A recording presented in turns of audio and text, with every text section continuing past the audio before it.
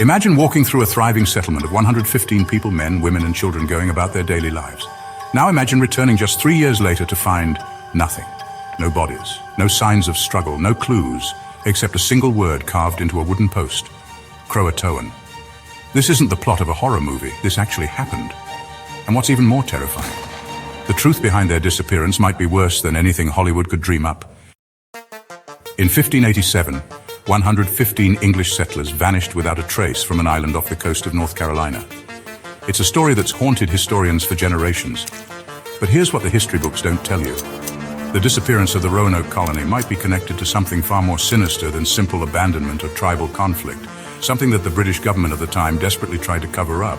But before we unravel this mystery, hit that subscribe button and ring that bell, because trust me, you won't want to miss what's coming next. This is the story of the lost colony of Roanoke, and nothing about this tale is what it seems.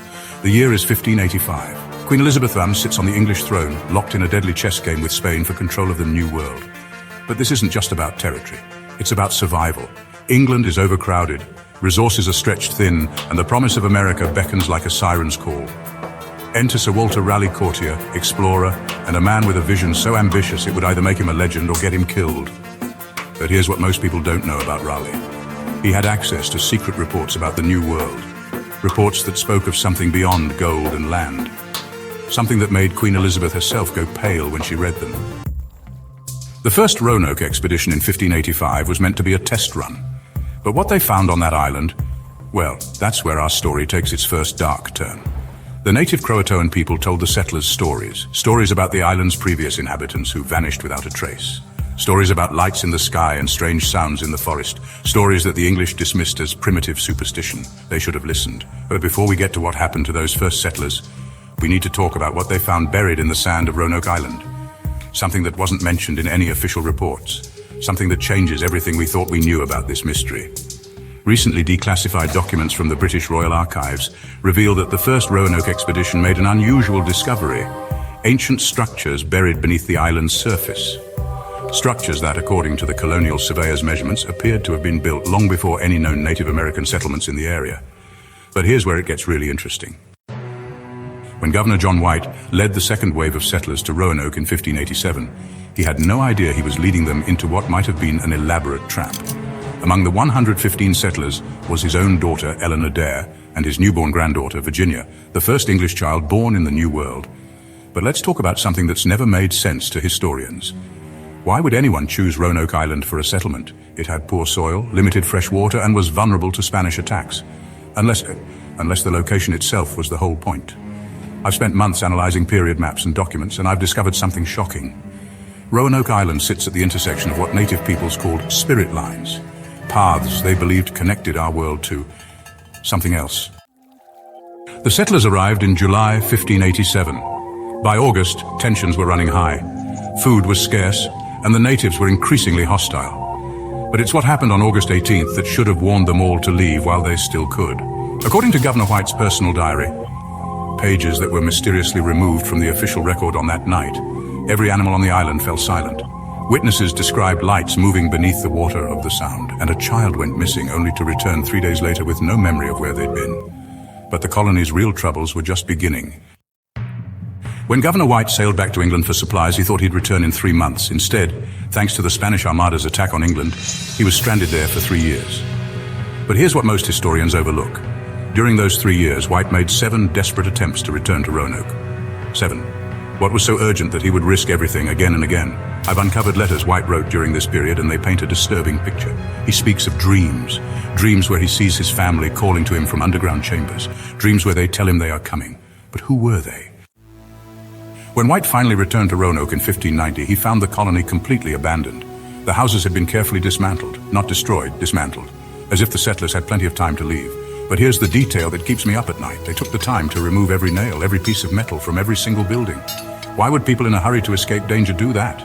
The only clue they left behind was that famous word carved into a fence post, CROATOAN. And another less discussed carving on a nearby tree, CRO. But what if we've been reading these messages wrong all these years? The traditional theory suggests the settlers integrated with the CROATOAN tribe on nearby Hatteras Island. It's a nice, neat explanation, almost too neat, but let's look at what we know about the CROATOAN people, because this is where things get really strange. The CROATOAN weren't just any Native American tribe. They were known among other tribes as the people who speak to the sky. Their oral histories tell of ancestors who came from beyond the stars. And their sacred sites, they all align perfectly with the buried structures the first expedition found. Recent archaeological excavations on Hatteras Island have uncovered something extraordinary. European artifacts mixed with CROATOAN objects, yes. But beneath those, at a much deeper layer, they found something else. Something that challenges everything we think we know about pre-Columbian America. Metal alloys that shouldn't exist in 16th century America. Tools made with techniques that wouldn't be invented for another 300 years. And symbols that match perfectly with the ones found carved into trees around the abandoned colony. But that's not even the strangest part. In 2024, using advanced ground-penetrating radar, researchers made a discovery that changes everything. Beneath Roanoke Island, they found a network of tunnels. Natural formations, you might think. Except for one detail, they're perfectly squared off, and they lead to a central chamber directly beneath where the colony once stood. Dr. Sarah Martinez. What we're looking at here defies conventional explanation. These tunnels show evidence of tool marks that would require technology far beyond what was available in the 16th century or even today. But here's where this mystery takes its darkest turn yet. Because what happened to the Roanoke colonists might be happening still. Since 1587, there have been 27 documented cases of group disappearances within a 100-mile radius of Roanoke Island. The most recent, 2018, a family of 4 vanished from their boat in the Pamlico Sound. Their vessel was found perfectly intact, breakfast still warm on the table. When you map these disappearances, they form a pattern that perfectly matches the alignment of those underground tunnels. But that's not all. Each disappearance occurred exactly 431 years after the colony vanished. Why 431? Because that's the exact number of days it takes for a certain celestial alignment to occur over Roanoke Island. But before we get to my theory about what really happened to the colonists, we need to talk about what was found in Governor White's personal effects after his death. Items that were immediately confiscated by the Crown and hidden away for centuries. In 2023, a cache of documents was discovered in a forgotten corner of the British Library. Among them was a sealed letter from Governor White to Queen Elizabeth, never delivered. Its contents, a detailed description of something he found when he returned to Roanoke in 1590. Your Majesty, what we discovered beneath the settlement defies all Christian understanding. The passages below speak of things older than our world, and the markings suggest our people knew of them, chose them. The word carved was not CROATOAN, but CROATOAN, the name they called themselves before time began. The letter ends there, torn. But attached to it was a series of drawings that match perfectly with symbols found in ancient sites around the world. Sites that all share one disturbing characteristic: they're all associated with mass disappearances. After years of research, countless interviews and analysis of evidence both old and new, I believe I know what happened to the lost colony of Roanoke. But I have to warn you, this explanation will challenge everything you think you know about history, about reality itself. The settlers didn't just vanish. They weren't killed or absorbed into another culture. They made a choice based on something they discovered on that island, something that offered them an opportunity or perhaps forced them to make a decision we can barely comprehend. The evidence points to an inescapable conclusion. Roanoke Island sits at a conjunction point, a place where the barriers between worlds are thinner. Those underground tunnels, they're not just tunnels, they're gateways. And the colonists? They weren't the first to use them, and they won't be the last.